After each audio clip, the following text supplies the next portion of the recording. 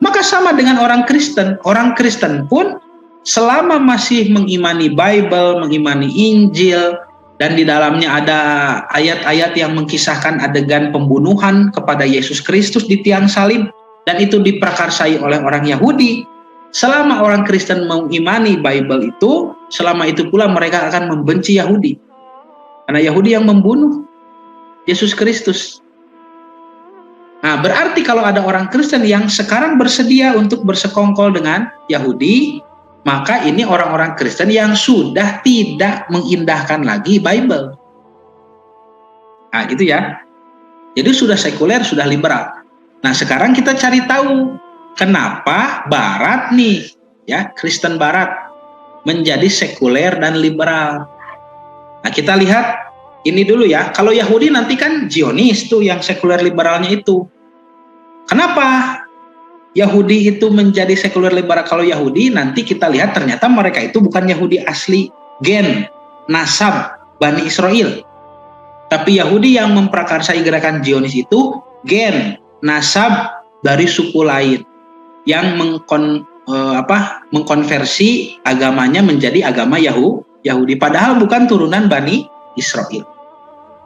Sudah pernah dibahas belum ya masalah Yahudi Ashkenazim itu? Sudah pernah ya? Sudah pernah belum Bapak Ibu? Ada yang ingat tidak?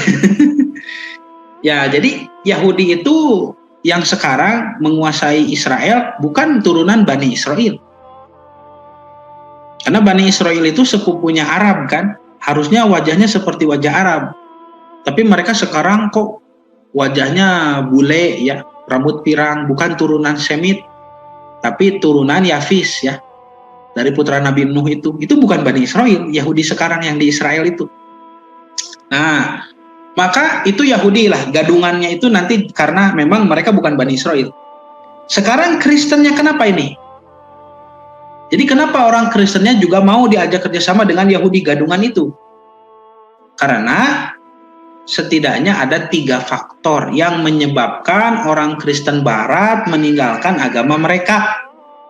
1, faktornya terkait dengan problem sejarah Kristen. 2, terkait problem kitab suci mereka. 3, terkait problem konsep ketuhanan mereka. Ya. Jadi yang pertama problem sejarah. Bagaimana orang Barat itu sudah trauma kepada kepemimpinan agama. Yang ternyata waktu itu sampai abad pertengahan ya, agama justru memperlihatkan diri sebagai sosok yang kejam. Ya, dan itu bukan rahasia umum, semua orang tahu kok. Orang Kristen juga mengakui, sarjana Kristen juga mengakui, kalau di abad pertengahan itu memang terjadi dominasi gereja yang menggantikan kekaisaran Romawi sehingga gereja memimpin Eropa, dan kepemimpinan gereja itu kejam. Kan tidak boleh ada orang yang keluar dari akidah Kristiani, makanya keras aturannya ya. Seperti kemarin kita bahas ada aturan tidak ada keselamatan di luar gereja, tanya banyak. Nah, itu ya. Jadi siapapun yang menentang dogma gereja itu akan dibunuh. Nah, menurut orang Barat itu kejam. Padahal orang Barat mungkin menyebut kejam itu karena melanggar. Sebetulnya kalau aturan agama seperti itu, ya kenapa kejam? Karena kan supaya tidak melanggar begitu. Ya, supaya tidak melanggar, maka ketinggali kejam teh. Nah, hanya saja nanti banyak pelanggarnya. Di abad pertengahan itu sampai terjadi pembunuhan, sampai terjadi pembantaian besar-besaran kan, sampai diprotes itu nanti muncul aliran Protestan begitu, ya, memprotes gereja Katolik di Jerman, Jerman ya kalau tidak salah ya. Martin Luther itu kan orang mana? Orang Prancis ya, kalau tidak salah ya. Yang mana nanti terjadi peperangan antara Katolik dan Protestan.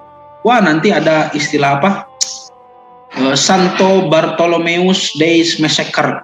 Wah, hari pembunuhan di gereja Santo Bartolomeus. Itu di Prancis mayat-mayat manusia bergelimpangan di jalan-jalan, Pak. Itu terjadi. Perempuan juga dibunuh. Karena ada pandangan misogini itu ya, merendahkan perempuan. Ya, para ilmuwan juga dibunuh. Siapa saja yang belajar sains selalu mengatakan teori-teori ilmiah yang bertentangan dengan doktrin gereja, seperti Galileo Galilei, Nikolaus Kopernikus mengatakan bumi ini bukan pusat alam semesta. Yang mana pada saat itu gereja mengatakan bumi ini pusat alam semesta, karena di bumi ada mahkota paus. Tapi kata Galileo Galilei, oh tidak, bumi ini mengelilingi matahari kok. Ternyata Nikolaus Kopernikus dan Galileo Galilei itu dipenjara sampai meninggal, ya disiksa. Nah, makanya nanti ada yang disebut dengan tragedi inkuisisi. Wah, sadis banyak tragedi inkuisisi mah. Itu manusia itu asli, Pak. Digenyurkeun teh genyur asli. Ada yang wah macam-macam lah penyiksaannya ya. Nah, itu problem sejarah. Jadi orang barat ya tidak bisa menyalahkan kita juga. Karena memang tokoh agamanya kejam dulu. Maka mereka tidak mau lagi dipimpin oleh agama. Itu Pak, problem pertama, problem sejarah. Yang kedua, problem Alkitab. Problem kitab suci nih. Semakin zaman berkembang, semakin teknologi pengetahuan maju, ya, dibaliknya semakin zaman maju, semakin teknologi pengetahuan berkembang, itu mohon maaf, Bible ya, kitab suci orang Kristen, semakin terlihat banyak kesalahan, semakin terlihat bukan firman Tuhan. Ya, dan ini bukan saya yang bicara, tapi para sarjana Bible sendiri. Dilihat dari sudut pandang sains saja kan, berapa ayat itu yang salah di dalam Bible ya, menurut pandangan sains. Ya, terus lalepat gitu Pak Bible teh. Ya, dan sekarang orang-orang Kristen di Barat tuh mengakui, ya memang Bible itu bukan firman Tuhan kok, memang tulisan manusia begitu. Tapi manusia yang dijaga oleh Tuhan begitu ya. Juga ada orang-orang Kristen yang sudah frustasi. Kita ini tidak usah butuh Bible, kita tidak usah butuh kitab suci, kita hanya butuh Yesus Kristus begitu. Ya. Kita hanya butuh Yesus Kristus. Ada yang sampai begitu ya. Itu problem Alkitab ya, problem Alkitab. Nah, yang ketiga adalah problem konsep ketuhanan. Ini juga masalah. Bagaimana menjelaskan kepada akal sehat bahwa Tuhan itu satu tapi tiga tapi satu, itu sulit dipahami bagi orang yang logikanya beres, hese. Tuhan Bapa, Tuhan Anak, Ruhul Kudus, yang satu Allah, yang satu Nabi, yang satu Malaikat Jibril. Bagaimana supaya dianggap Tuhan sebagai satu Tuhan? Hese itu. Para sarjana Bible, sarjana Kristen, pendeta-pendeta di Barat itu sudah angkat tangan menjelaskan Trinitas itu. Hanya pendeta di Indonesia yang mengatakan Trinitas masih bisa dijelaskan, gitu. Ya. Dan Trinitas ini sudah ditinggalkan. Makanya ada sekte denominasi baru ya di tubuh orang Kristen itu, seperti Saksi Yehova-nya. Saksi Yehova kan konsep ketuhanannya nanti monoteis ya, Tuhan itu satu. Nah, itu. Jadi dirapihkeun deui.